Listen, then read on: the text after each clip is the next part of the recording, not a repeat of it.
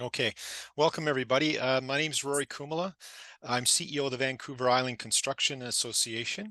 It's my privilege and honor to kind of do our welcome and to introduce this session today. I'd like to start by acknowledging and respectfully acknowledging that I have the privilege to live, work, and play in the wonderful territory of the Songhees and Lekwungen speaking people. But I also acknowledge that we're represented from all areas, all corners of British Columbia, and the communities, the land that has been so well cared for uh, by uh, by so many great groups in this province is nothing short of remarkable. And I say this in the interest of reconciliation and uh, to ensure that it's taken care of in the years to come. So thank you. As we move forward in our discussion today, we're going to talk a little bit about what we've learned from the BCSPI initiative. And for those who don't recall and who may not be aware, that we started this process in 2017, and it was really started on Vancouver Island as an initiative that was coached by at the time Mayor Lisa Helps and I believe it was Josie Osborne from Tofino that came up with a vision to create a platform by which we could come together, learn about social procurement and really get social procurement into the fabric of how we do business on Vancouver Island. Fast forward a few years, we managed to not only work on Vancouver Island, but have extended this right throughout British Columbia. And we now have a broad representation of communities, both small and large, that are working in the world of social procurement. When Vickey got involved with this at the start, we were brought in as one of the partners to really focus on the capital deployment that's happening in our communities. And at the time, when we started this program, we were partnered with Social Canada, responded to an RFP, and came up with a vision. It looks like I'm getting a note that my internet's a bit unstable here. Are we all right? Yeah, can you hear me, Rory? I can. Do you mind just maybe turning off your video? We're just having some difficulty with your audio. Might help with the with hearing you. Okay. Thanks. There we go. I've been having some streaming problems today. Anyway, we came together with the four partners to really collaborate on ideas by which we can embrace social procurement. And from a construction sector, we were really looking at what could we do to help support this and be mindful that social procurement isn't and wasn't a catch-all for all things to help our the social welfare of our communities, but we could do a lot. And when I first got, not a funny story, but interestingly, when I started this, there was some pushback from the industry, understanding that we didn't want this to cost more money. And what we've learned through these past few years is it doesn't cost more money, because a lot of if we even look at the low-hanging fruit of what we do in this sector, we're already doing a lot of that.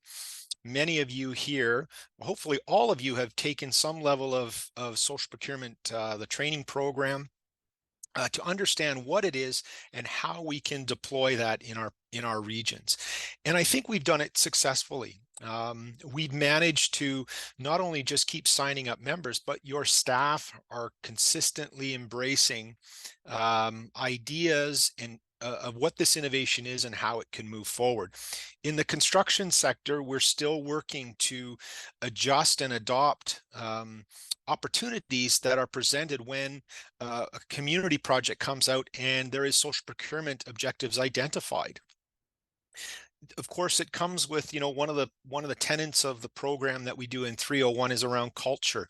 It is a top-down strategy that has to be embraced, so that as community leaders, that you urge and ensure that this is forming part of the fabric of what and how you deliver, particularly, not particularly, any kind of spending in the community. So we've kind of developed this over the years. There's been some great success that we've been able to articulate and document. I've been more than pleased personally to see how much information that we've now gathered on the BCSPI website. Learning from our partners, learning from you, those that have participated, and constantly feeding the feeding this this opportunity with information and sharing those successes.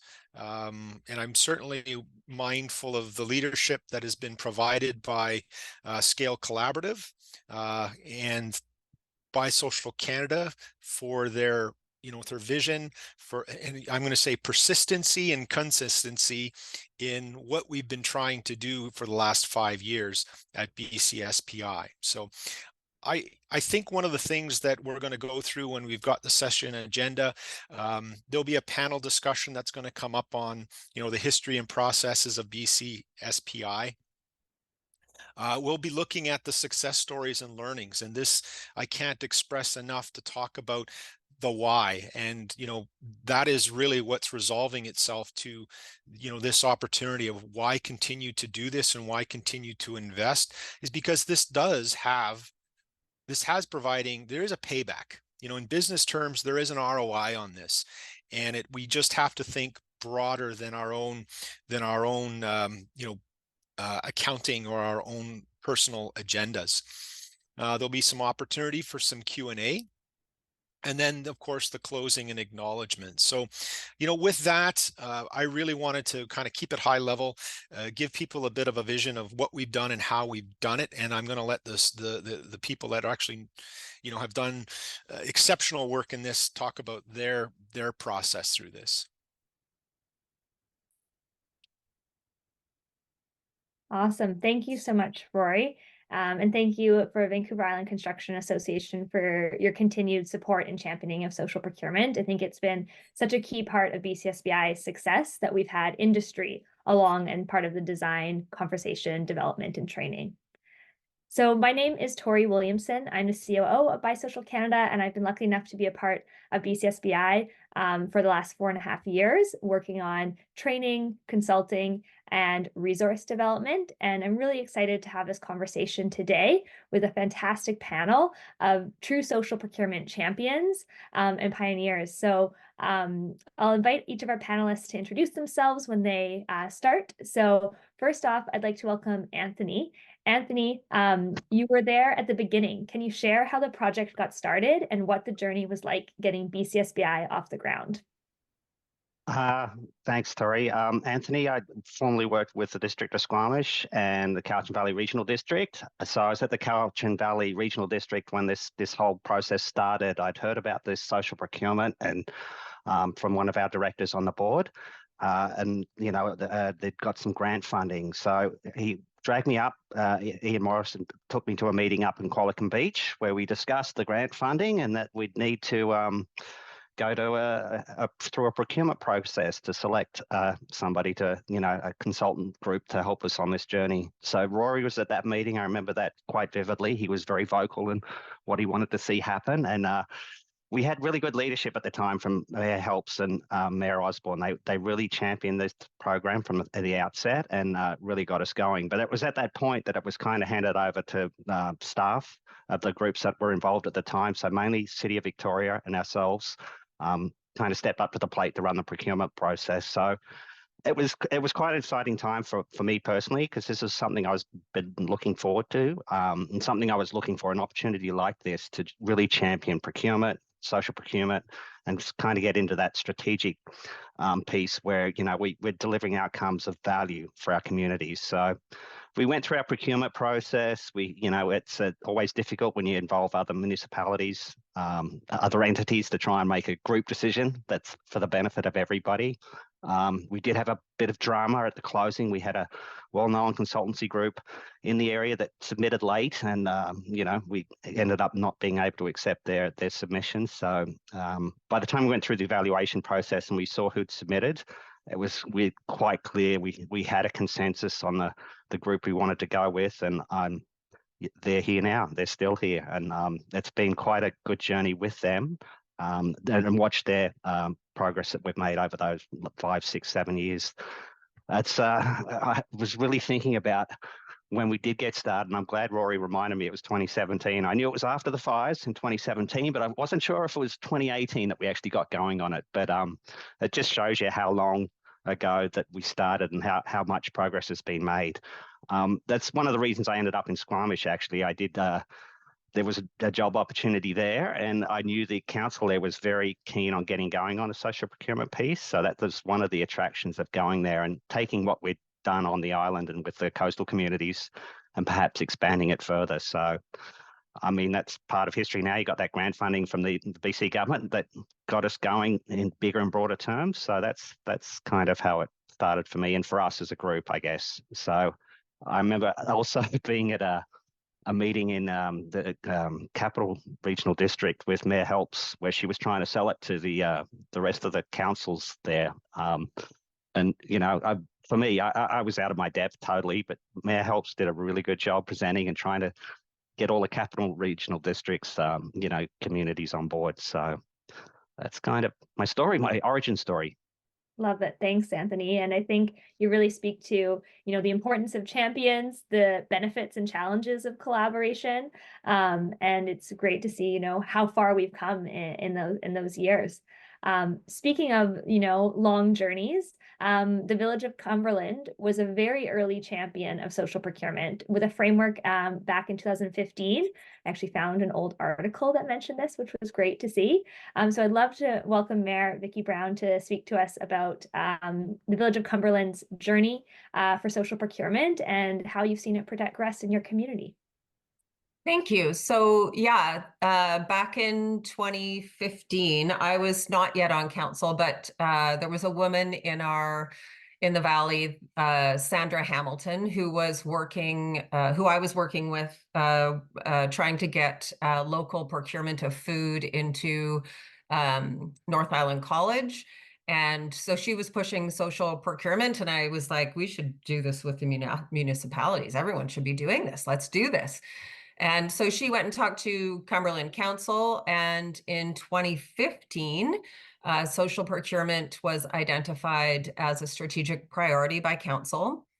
And then Sandra was contracted to bring her expertise in social procurement to develop a framework with an implementation plan. And then that same year, council adopted that framework that aligned the social procurement practices with council strategic priorities and community vision. And we became the first municipality in BC to proactively leverage existing spending to improve social outcomes in the community, and continued to get certification from BiSocial Canada to be the first Canadian municipality to be recognized as a social enterprise buyer. So just want to stop right there and say woot woot, because that was pretty awesome.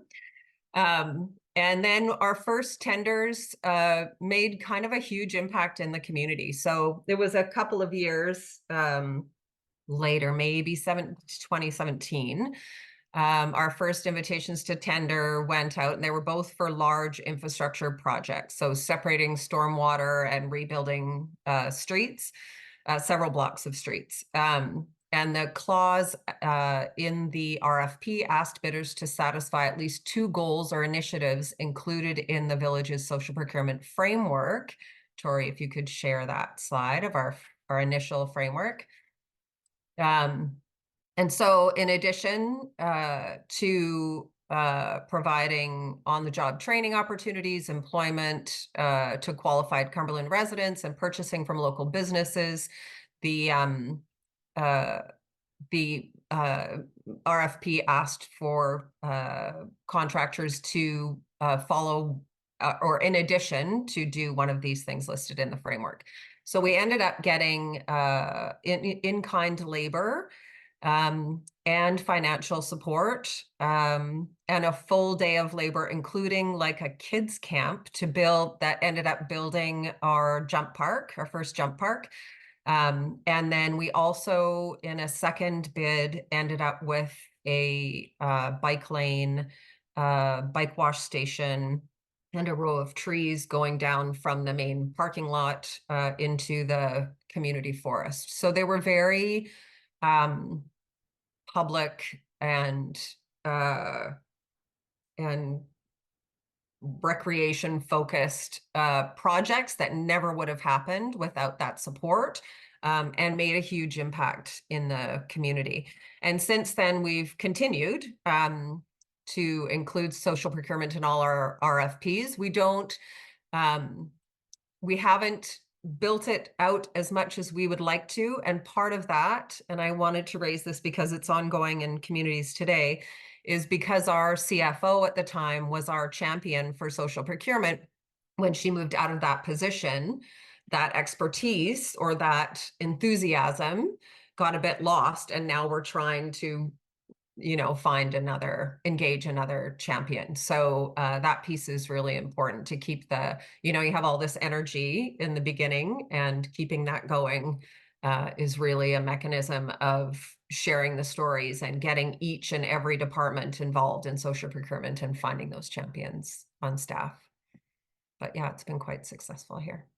Great, thank you so much. And congratulations, Kimberlyn, for being such an early adopter, but then helping to support BCSPI and guide others with your shared learning. So thank you.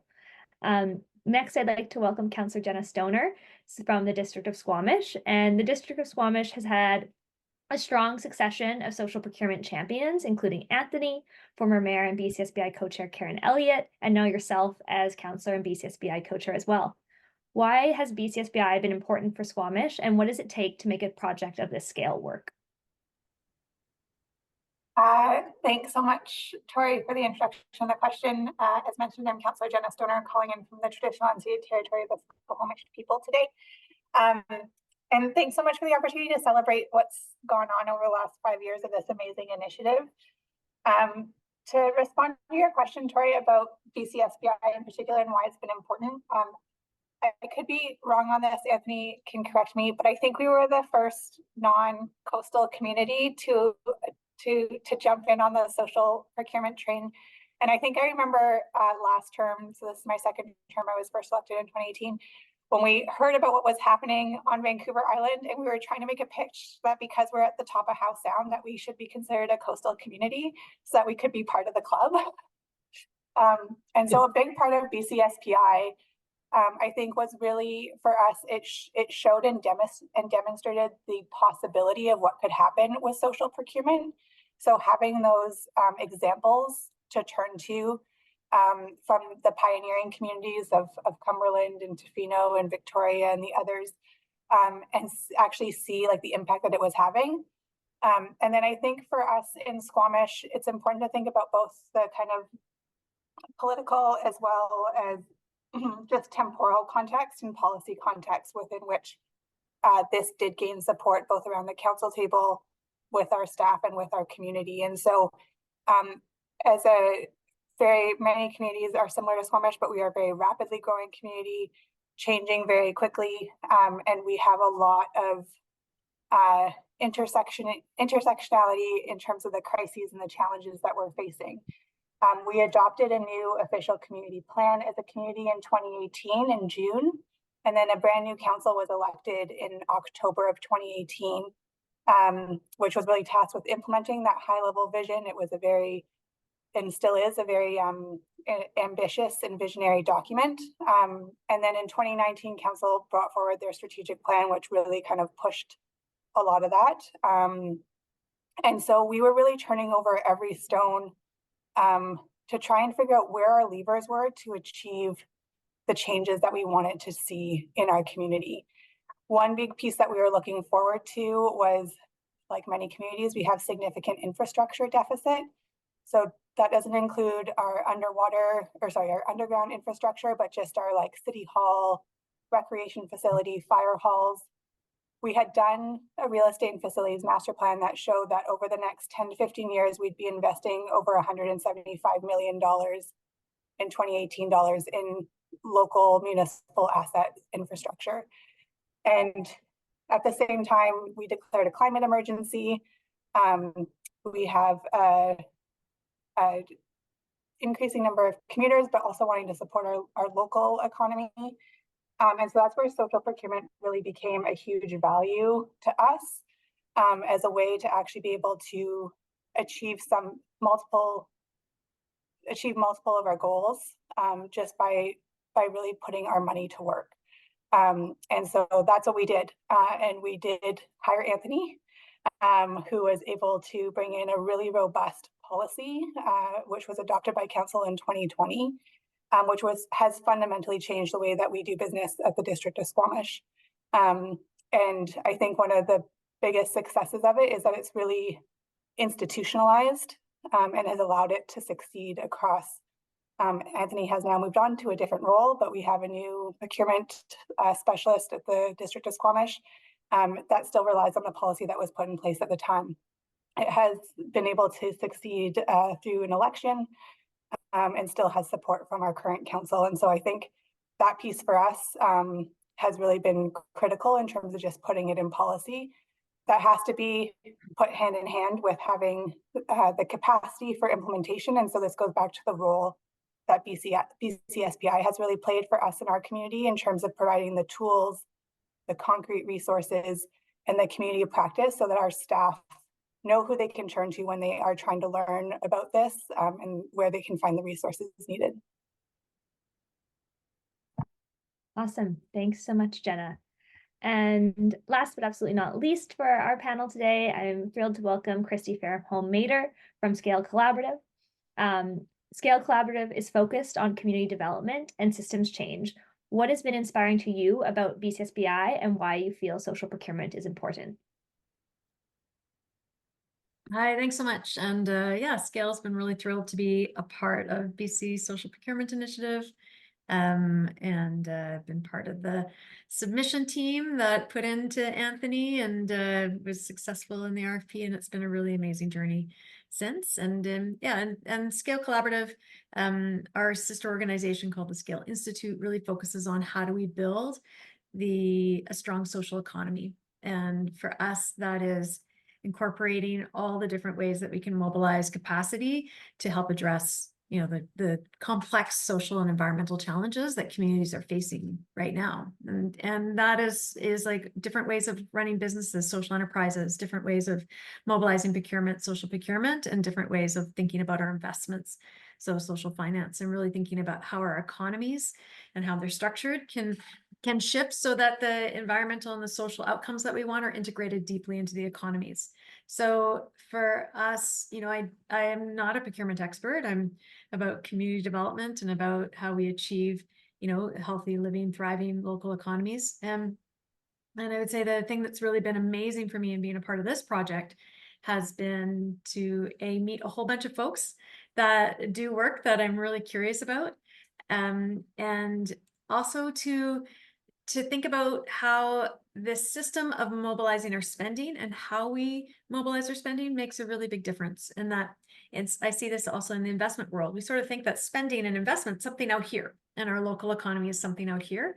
And what social procurement does is allows us to think about bringing all that spending and all that economic power into not just our local economies, but also to integrate social and environmental outcome. And the amazing part of BC Social Procurement Initiative is that it integrated those values and those perspectives, and did that by looking at what can we do? What can we do within trade agreements? What can we do underneath thresholds? What can we do, you know, with nonprofits and charities and social enterprises? What can we do above thresholds and integrating social value equally across?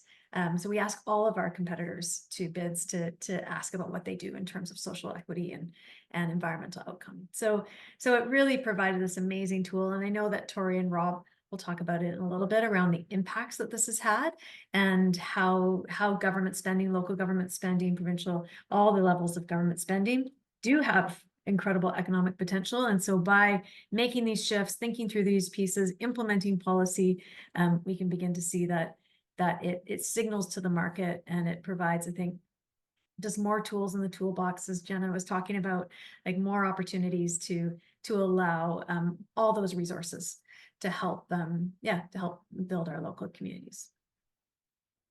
Great, thanks, Christy. So my next question is for the group, and curious if anybody has any other insights into what helped make BC Social Procurement Initiative a success.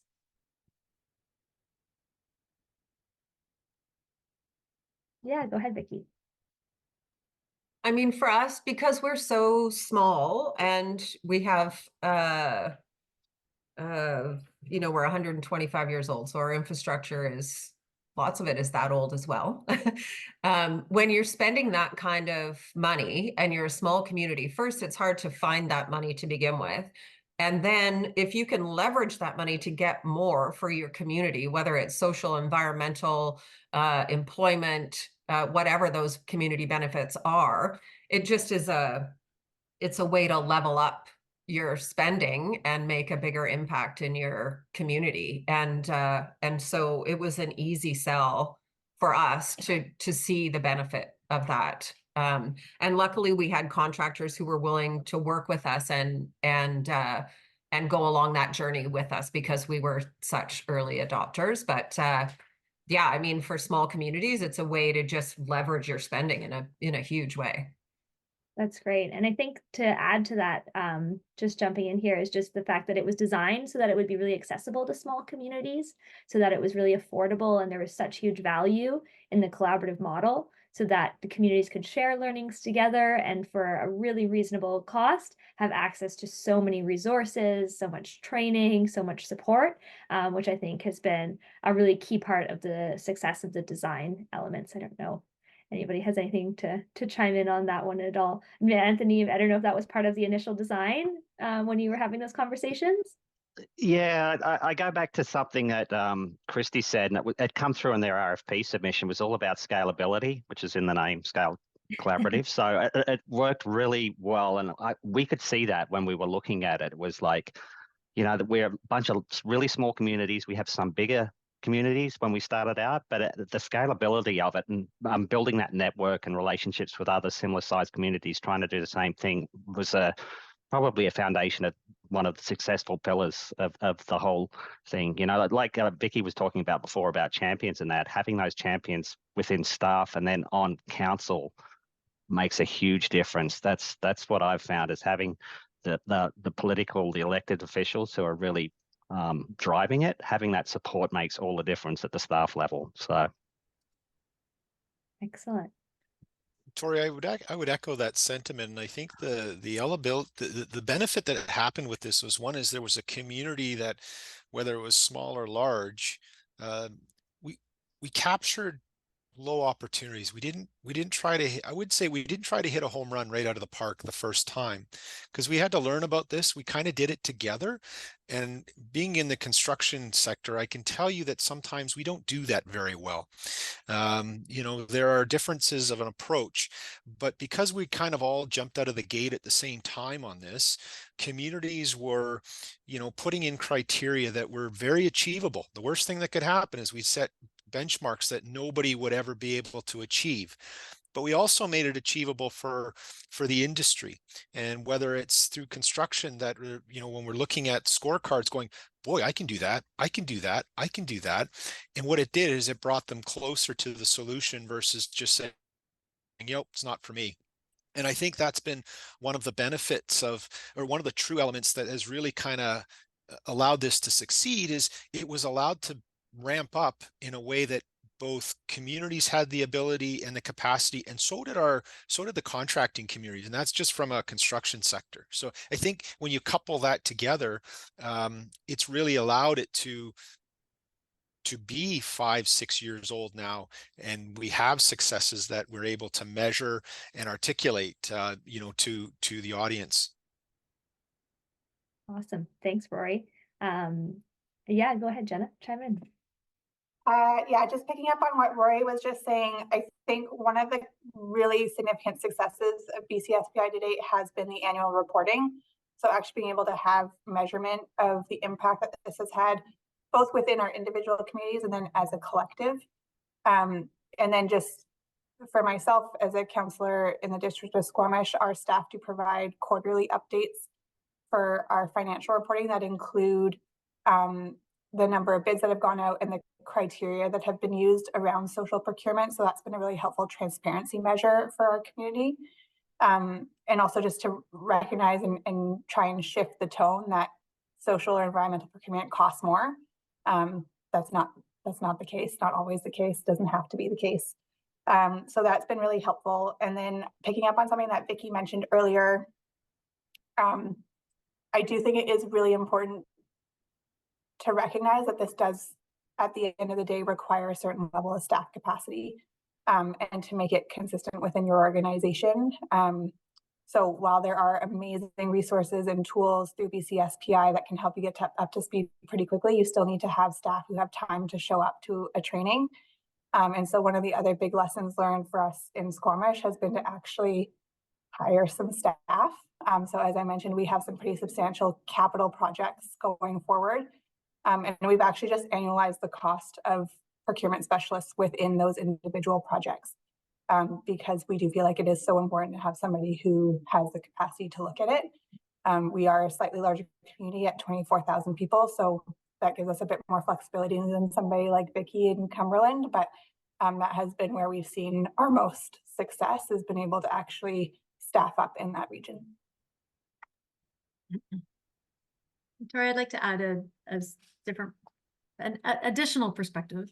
One thing that I think we noticed, we've been operating this project since 2018, kind of around there, I guess. So 5+ years. And what we noticed is sort of around year 2, there was, at the beginning, there was all this kind of flurry and excitement and education, and things were being developed and so on. And then at year 2, we had something which we called like the Great Pause.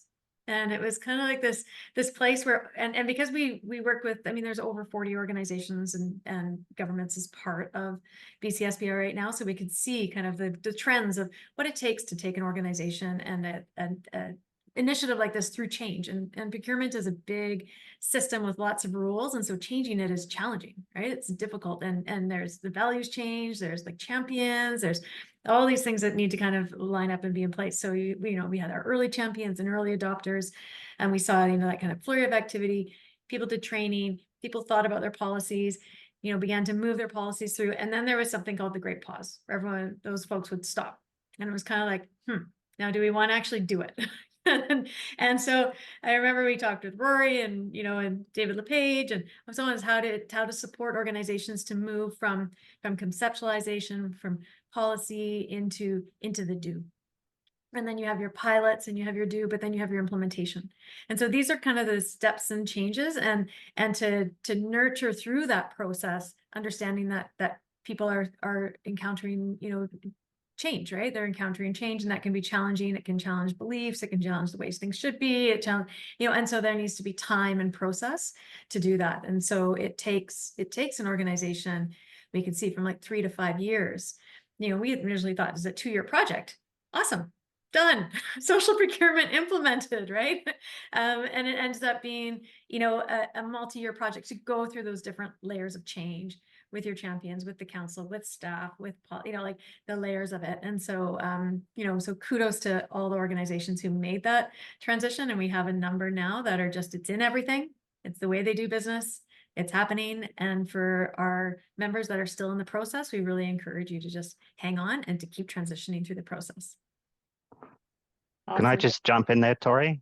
Yeah, go ahead. Yeah, just add to that, like a small anecdotal story from Squamish. We had a small infrastructure project, and the successful bidder, I ended up having a conversation with them. It's a construction project, and it's like we'd never seen them bid in any of our work before. They're a decent sized organization. And it was like, why did you bid on this job? It's like small, it's outside your wheelhouse, and they said that was the social procurement piece. Like, to me, that really spoke to what we'd done in Squamish and how the culture had changed, that even construction companies now were looking at not what they were doing, but how they were doing it and aligning their values with, what the owners that they were working with. So that almost said to me that we'd arrived, we'd made a difference and changed the culture.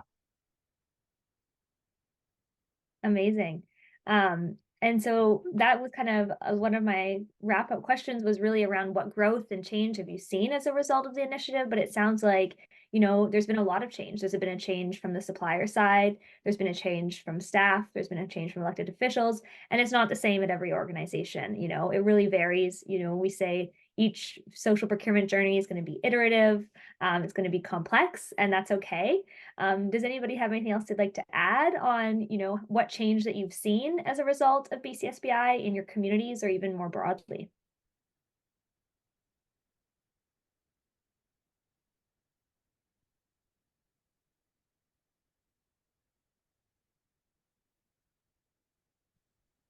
I think I'll build on what Anthony said, and that's such a great tangible example. I think, Anthony, thanks for that. I think one of the things that I've noticed, especially as this second term councillor, this has kind of become just the way that we do business.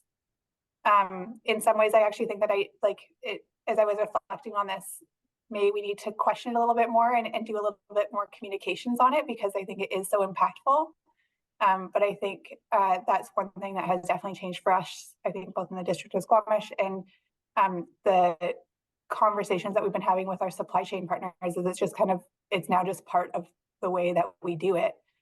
So it has really been that culture and organizational change. As you mentioned, Tori, it is iterative. There's always more that we can do. And so I think the next piece is like, okay, what other component do we pick up and where do we start pushing a bit harder? But that's been an interesting piece of just like, it almost feels like we're back in that great pause for us at the District of Squamish, trying to figure out, okay, well, like we've gone somewhere, where do we go next? Absolutely. That's great. And I think that that iteration, that mindset is such a key piece of it, because social procurement is a process. It's a means, it's not the ends. You know, we're not just trying to create, you know, questions and policy, but we're really trying to create that change in community. So I think that keeping in mind that there's always more that we can be trying to do to support inclusive economies, to support equity and diversity. There's always more that can be thought of when it comes to social procurement. So I'm excited to see organizations, even champions like Squamish and Cumberland, continuing to kind of push the boundaries of what can be possible. Yeah, Vickey, go ahead. I just wanted to pick up on that. I think, you know, one of the things I've noticed is it's the culture change in the organization, but it's also the culture change in the community and the contractors we work with. Like we have contractors who continue to come back because, like Anthony was saying, it feels really good for them to do this work. They love it. They want to do it. And so we have favored contractors because they know what we expect and they're keen to do it. So, I mean, that it's also changing the culture in those companies that we're working with, which then spreads throughout the community, you know. I love that bit of it.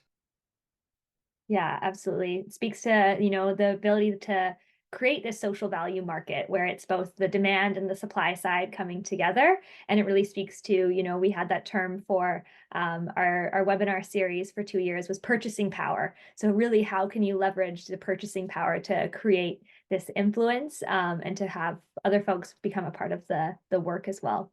Does anybody have any closing remarks that they'd like to share before we wrap up the panel?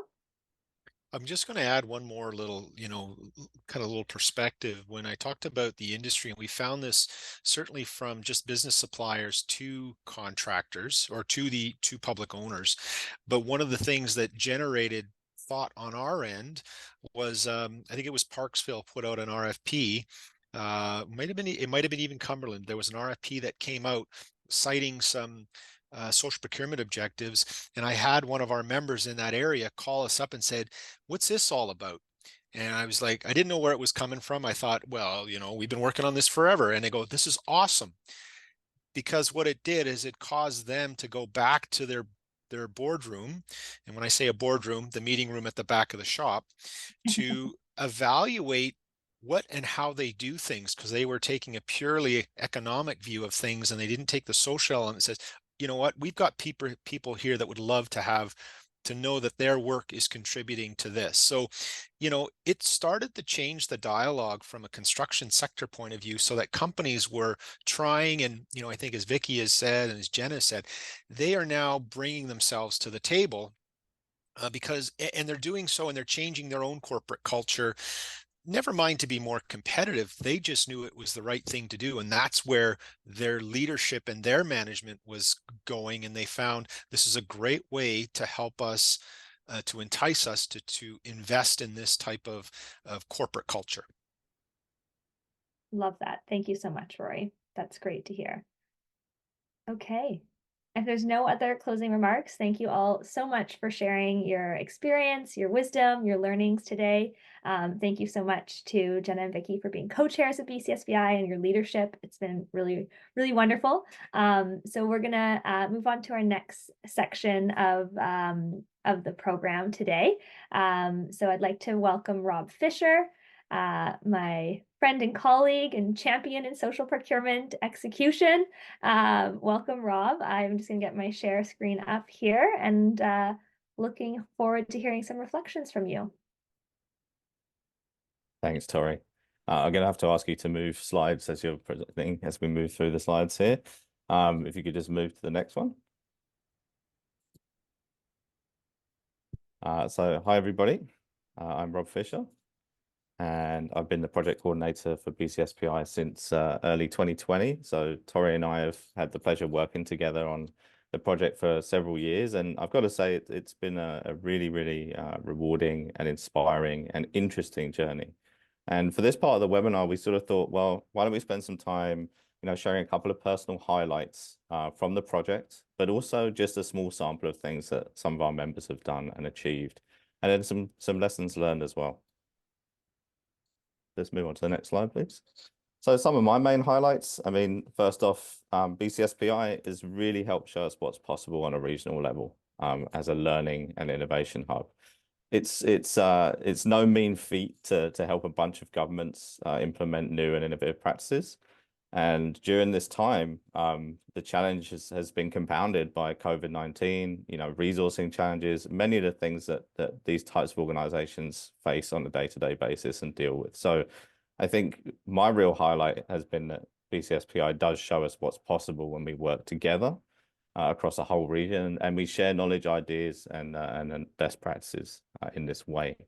And also, second of all on my list was working with our awesome members to help them create social procurement programs and strategies that are really working to support their communities, because social procurement isn't like a one-size-fits-all approach. And so BCSPI has really helped its members customize those strategies and policies and approaches to really help ensure that the money they're spending is contributing to the unique needs of their communities.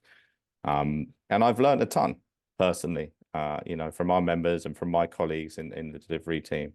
And this is knowledge that I can also use in my other work with Scale Collaborative, for example, helping nonprofit organizations, social enterprises understand how to demonstrate their own social value when they're bidding on contracts. And also in reverse, helping those types of organizations to look at their own supply chains and understand how to apply social procurement.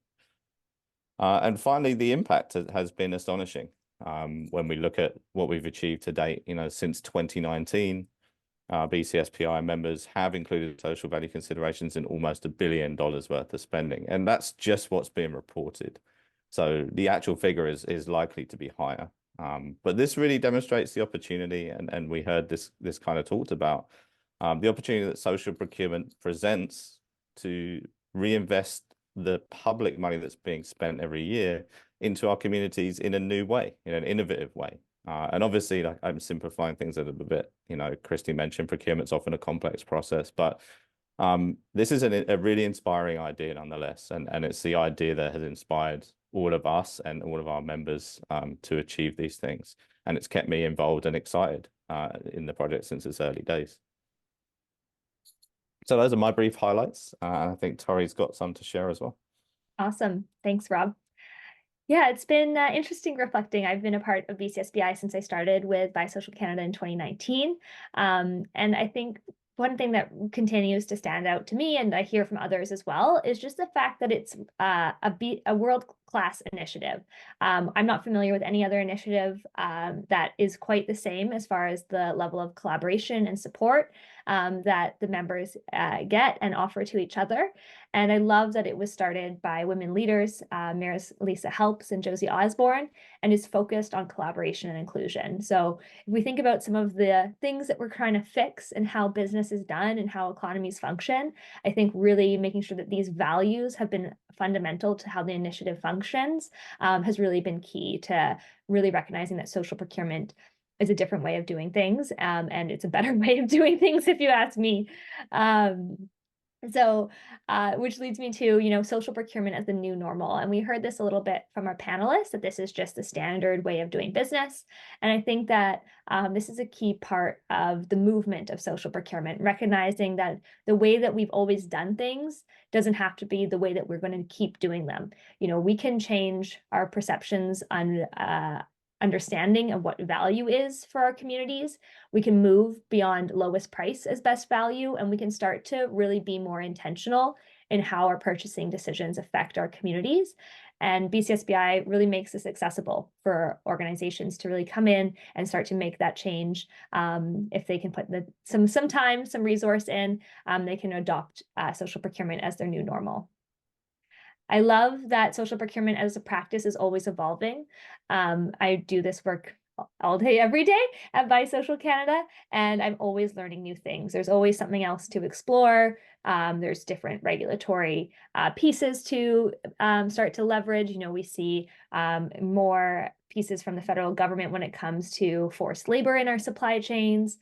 We've had inclusion of procurement within the BC Accessibility Act. So we're really thinking about what are the other dimensions of social procurement that we can do? What else can be done? And how can we support BCSPI members in adopting new practices and having the support that they needed to continue to move forward with social procurement? And I think my last kind of key takeaway is that exceptional purchasing power that we mentioned. A lot of spend happens at the local government level, and it's really key for us to think about how we're leveraging that spend, how we're going to make the money that is already being spent go further and be aligned with our community goals, strategies, and plans, so that the business activities that we're doing are really helping to support the community that we want to live, work, and thrive in. So those are kind of my key takeaways. I'm excited to hear some of the success stories from Rob here next. Thanks, Tori. And yeah, exactly. BCSPI's success is really rooted in the work of its members.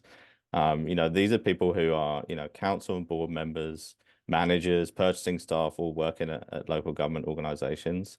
And we know they're already stretched super thin. I touched on that a little bit. And that means adding new things to their plate is asking a heck of a lot.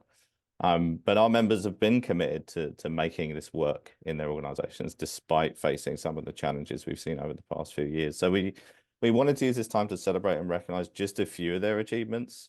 And the examples that we'll share with you are covered in case studies that are available on the BCSPI website, and you can find those and a ton more case studies there. Great stories of success from our members over the years. Can we go to the next slide, please? So I wanted to start with the City of Victoria. We're going to talk about their purchasing card program here, but I want to recognize their broader achievements as well. So Victoria was one of the founding members of BCSPI, and since coming into the initiative, they've trained their staff on social procurement. They've adopted a social procurement policy and a framework that connects to their overarching goals. And that includes now adding social value criteria to most RFPs the city releases. They've also developed a customized social value questionnaire to help support better responses. And they also undertook an RFI process to build a social value supplier directory, looking for information about local businesses that have social value to support this purchasing card program that we're going to talk about. So the city has done tons of great work, from being a founding member to doing all of those things. But what we're highlighting here, as I said, is the purchasing card program. And this is when we start to think about the opportunity to include social procurement considerations in that smaller discretionary type buying. And a city the size of Victoria spends around $4 million a year on purchasing cards.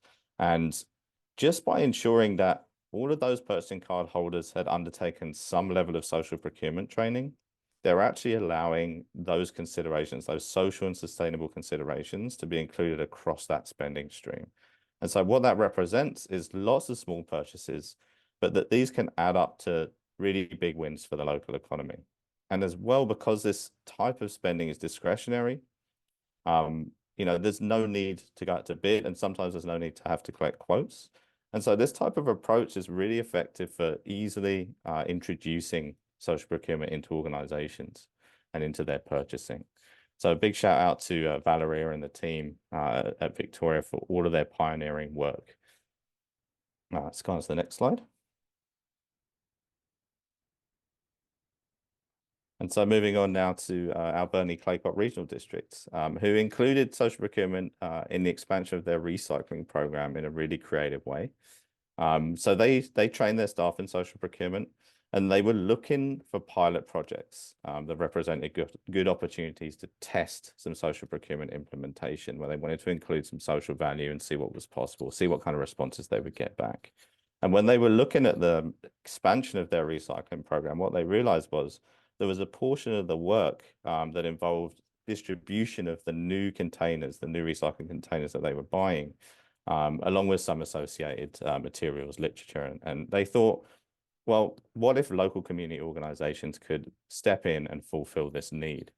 And by kind of breaking apart this larger, fairly complex project, you know, they were able to identify that there was a component there that could potentially, you know, add some social value. So in the end, they were actually able to award contracts for that portion of the work, that delivery of the containers, to several local organizations. And that included an employment services social enterprise, a literacy nonprofit, and also a local sports team.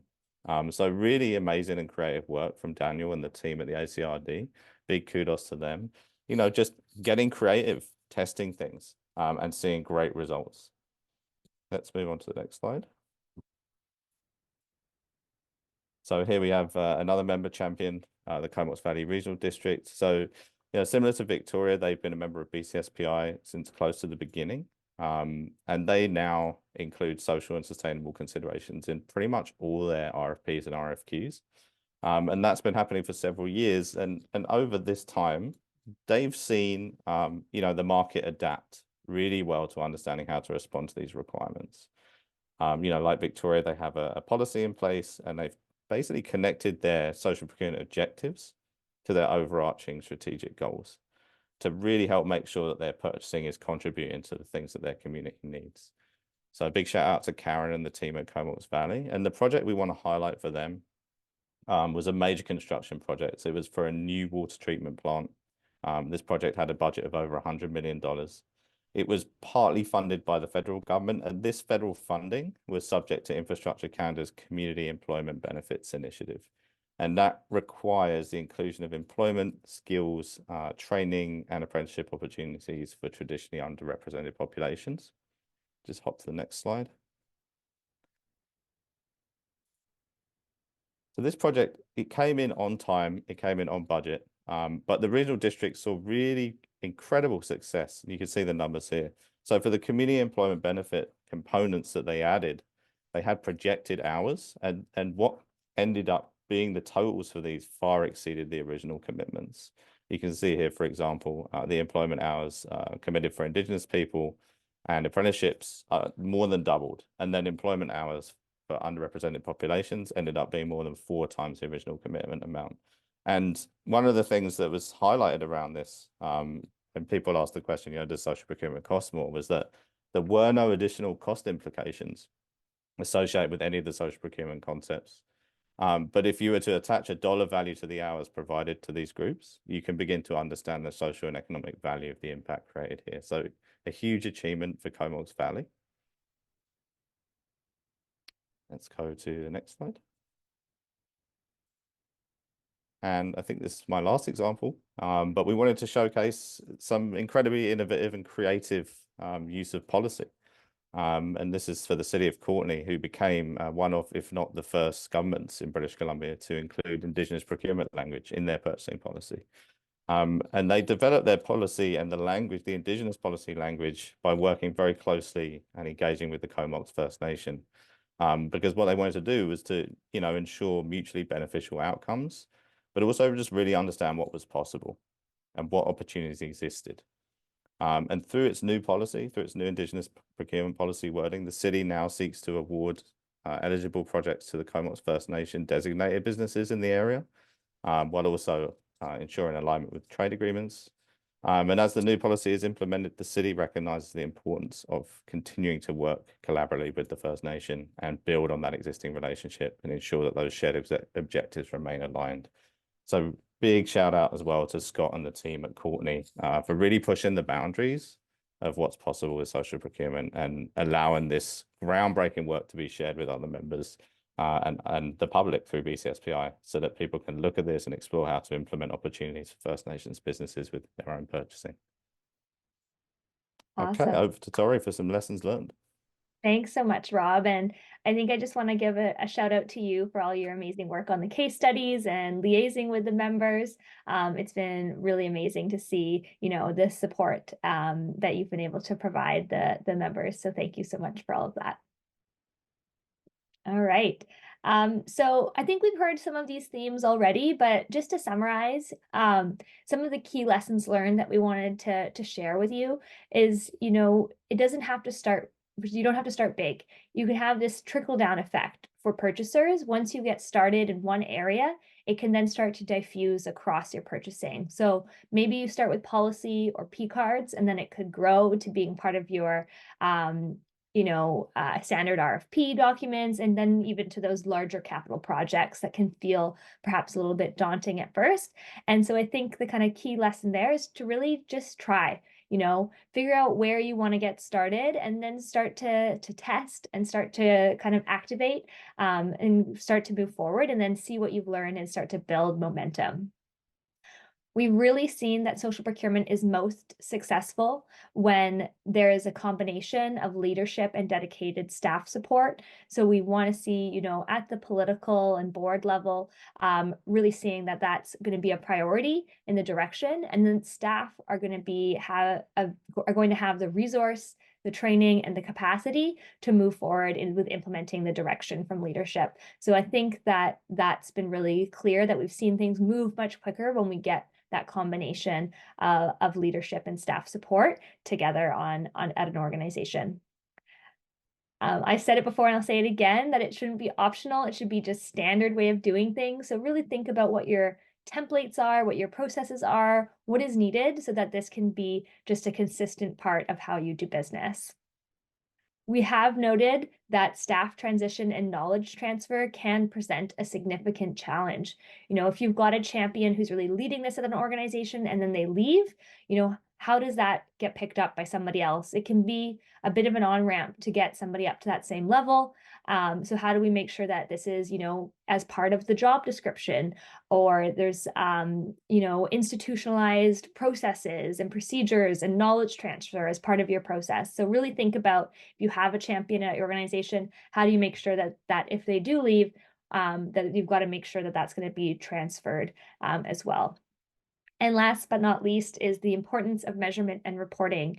The impact measurement framework that BCSPI developed, I think has been incredible, and it's been really wonderful to see the annual reports that BCSPI has been able to put out. And I think for anyone doing social procurement, please do what you can to report and share what you've achieved. It will help others learn, it will help celebrate successes, and I think it's just such a key part of a social procurement program. So that's kind of where we've been and what we've learned. Next, I want to share with you where we're going next. So we're excited to announce that BiSocial Canada will be the project manager for BCSPI moving forward. We really feel that it's important that we don't stop this work. We want to make sure that the momentum within British Columbia local governments and institutions continues, and that the support and the collaboration has space. So we're really excited to continue to do great work to support BC communities with social procurement. And so if you are a current member, things will kind of carry on as usual, and we're sending out our annual invoices this week. For those who aren't as familiar with what BCSPI members access, we have an incredible online resource library that I think is honestly almost overwhelming. There's so much great info in there. things like training, consultation support, best practice examples, that impact measurement framework I mentioned. We have a great supplier outreach tools. We have our quarterly community of practice, knowledge hub videos, and a massive online resource library, including webinar libraries that you can learn from many of the pieces that we've spoken about today, templates and guides, as well as the fantastic case studies.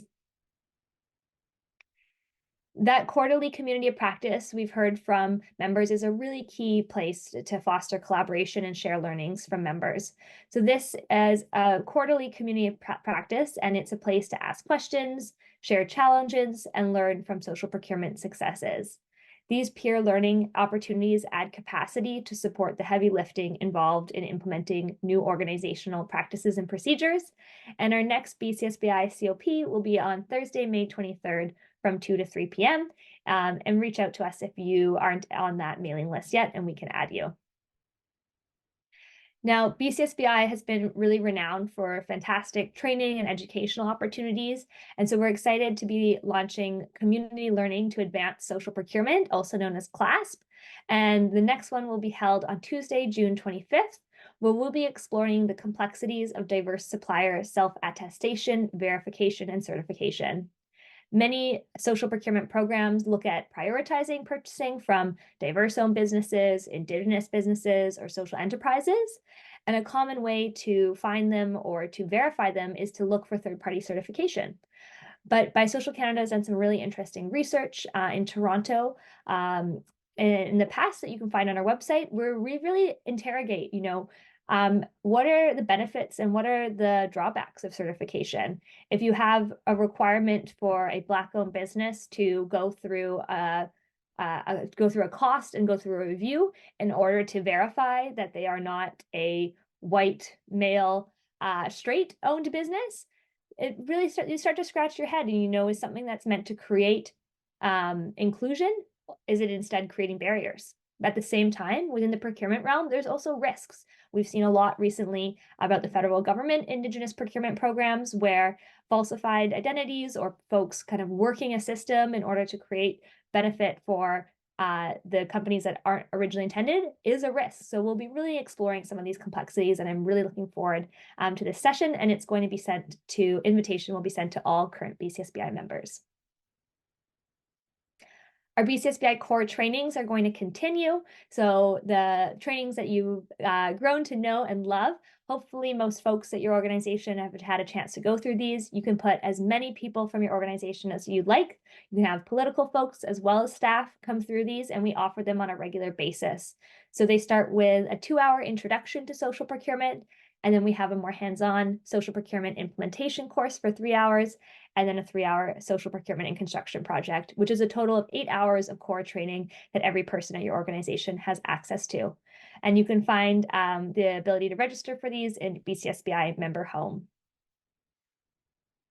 Now, previously, BCSPI had an advisory committee, and with this transition period, we're adjusting it to an executive committee. So this executive committee will advise on BCSPI, and we would love to hear from you if you would like to be part of this executive committee. So we're looking for representatives from across the different types of BCSPI members, from municipal governments, regional districts, institutional purchasers, and crown corporations. And we'll meet 4 times per year to discuss how BCSPI is going and any feedback and advice have for moving forward. So if you'd like to participate, please reach out, and we'd love to hear from you and consider your nomination.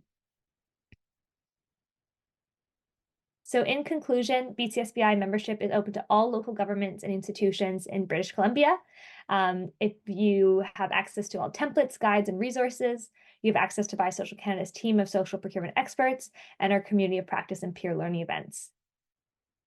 If you are not yet a member, we have our fantastic social procurement coordinator, M. Chapman, who is going to be our lead coordinating with BCSPI members, and you can contact them at m@bysocialcanada.com, and we would love to have a conversation about becoming a BCSPI member today. So I'll pause here and open it up to the floor, and would love to hear if anybody in the audience has any questions. We've talked about so much already. We've heard the history of BCSPI, we've heard some successes, some lessons. And we've heard about the new transition moving forward. So if you have any questions about any of those pieces, we'd love to hear from you. Please feel free to raise your hand or pop it in the chat.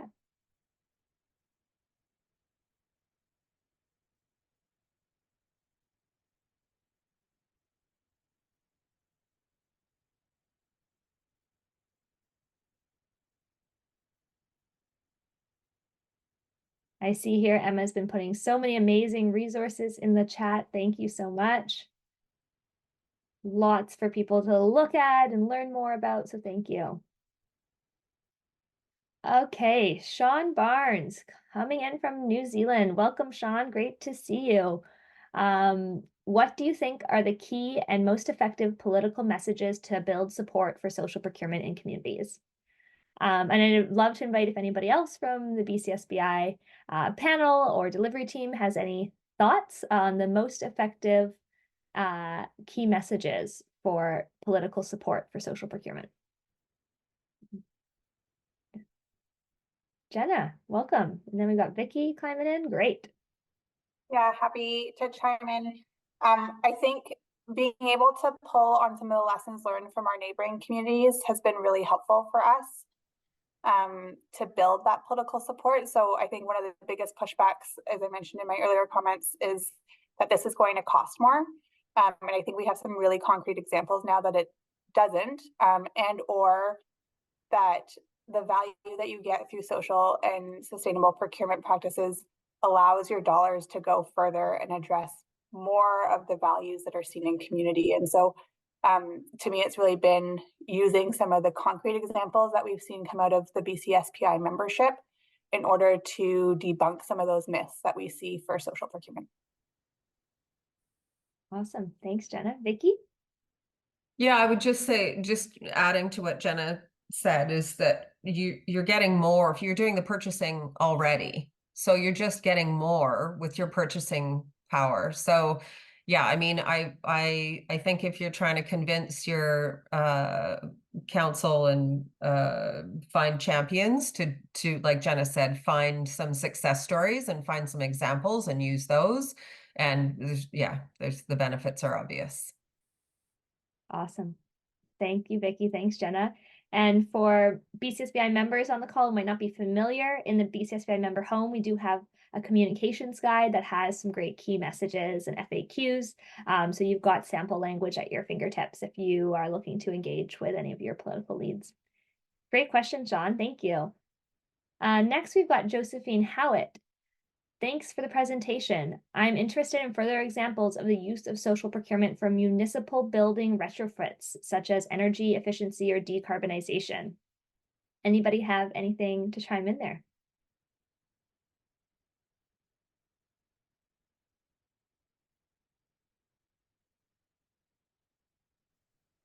We got maybe Jenna and then Rory.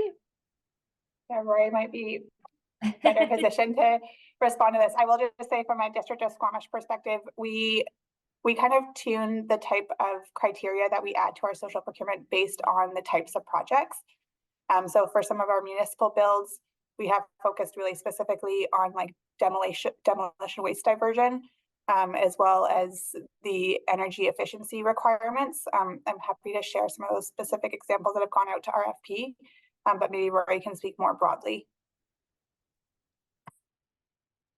Yeah, and I was just going to talk a little bit about, embracing some sustainability objectives in your capital plans, even for major renovations. It has formed part of the social procurement criteria, and you have those abilities to link that. At least we've seen having some abilities to link that. The challenge, it's both a challenge and an opportunity, is understanding what the scope of work is. And we've seen a few smaller tenders that are coming out where they're looking to improve efficiency in the building. If you relate it to construction, and the projects that you'll see in our suite of examples in the BCSPI website, there are case studies that talk about which capital projects are being done, and then understanding what those objectives. If it's a very narrow scope of work that has a very small crew that can do it, you may find there's some limitations within the context of putting a, particularly around workforce development where you have a very small crew. So really it starts with looking at the project, some of the examples that if you have a large renovation, lots of room for embedding social procurement objectives. And I think there was one or two, if I recall, in the samples that we put in the BCSPI website that are able to demonstrate how you can, even on a smaller project, you're able to put a few things or a few criteria to check some boxes when it comes to your social procurement goals. Awesome. Thanks, Rory, and thanks, Josephine, for the question too. I think one thing that comes to my mind is, as Rory mentioned, workforce development. So if they're going to be, new types of building retrofits, one thing that comes to mind is, heat pump water heaters. Not many plumbers know how to install those. Maybe there's an opportunity in the project to have a training component. Are you going to have apprentices on this project or something like that? But I think Rory's advice to really look at a specific project, the market capacity, and where that opportunities lies is a great recommendation. All right. I'll pause and see if there's any more questions in the chat, or folks are welcome to unmute and come on camera or microphone and share your questions with us.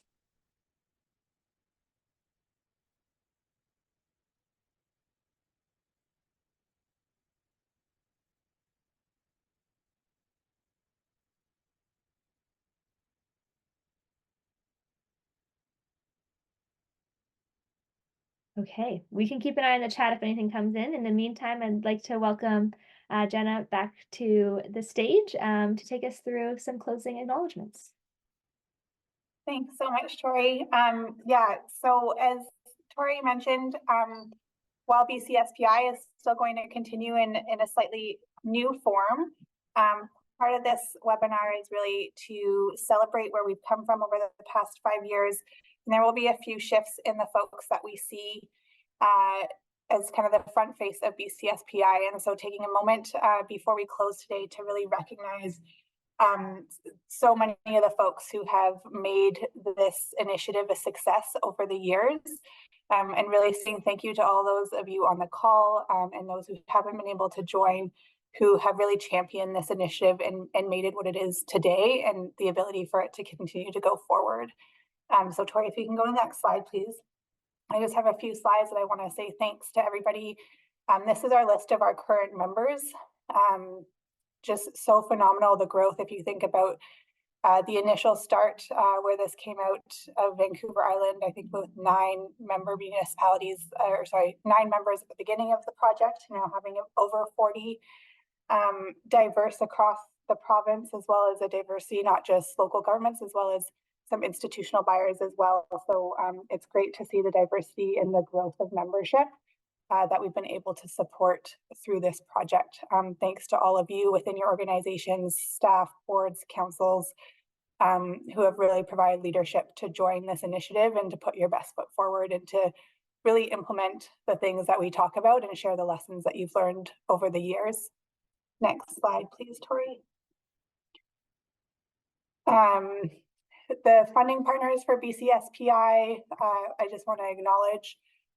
So as folks noted at the beginning of this webinar, this first was started with a grant that was supported and applied for by the City of Victoria, and the Island Coastal Economic Trust provided the first bit of seed funding for the pilot project on Vancouver Island.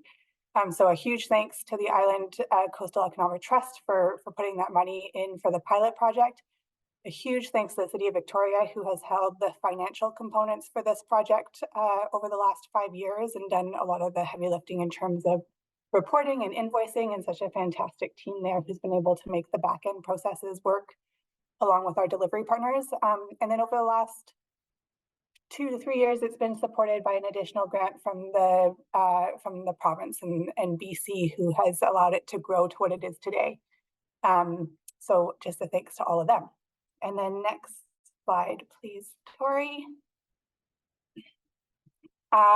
This program would not, or initiative would not be possible without our delivery partners. So the folks and the visionaries at Social Canada, Scale Collaborative, and Vancouver Island Construction Association for showing up, for doing the back-end project management, for having the vision of how we get from the concept and the theory of this network to really developing all the tools and resources and herding the cats to make sure that we showed up on calls and we continue to provide our annual reports, as well as our other partners, in particular those who have been providing training and consulting services to our membership and our initiative over the years.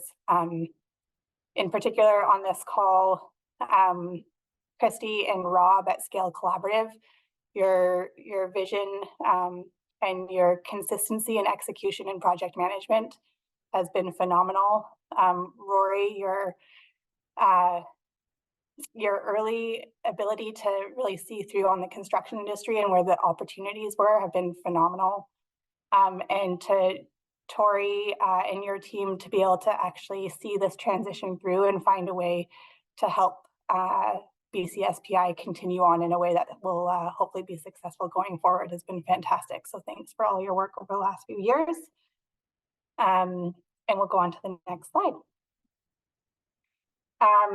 Over the years that BCSPI has existed, there's been a number of co-chairs that have rotated through. As you heard at the beginning of the webinar, Lisa Helps and Josie Osborne were really the initial brains behind this and really got it off the ground. So a huge thanks to their initial leadership. Prior to Vickey and I, it was Karen Elliott from former mayor of the District of Squamish and Colleen Evans from the city of Campbell River who helped support really, I think what would be like the major growth sector of BCSPI. So we went from just being a Vancouver Island initiative to expanding across the province. And then a huge thanks to my current co-chair, Vickey Brown, for the continued support as we move through the transition of BCSPI into its new evolution. And then next slide. This is just a list of all the champions.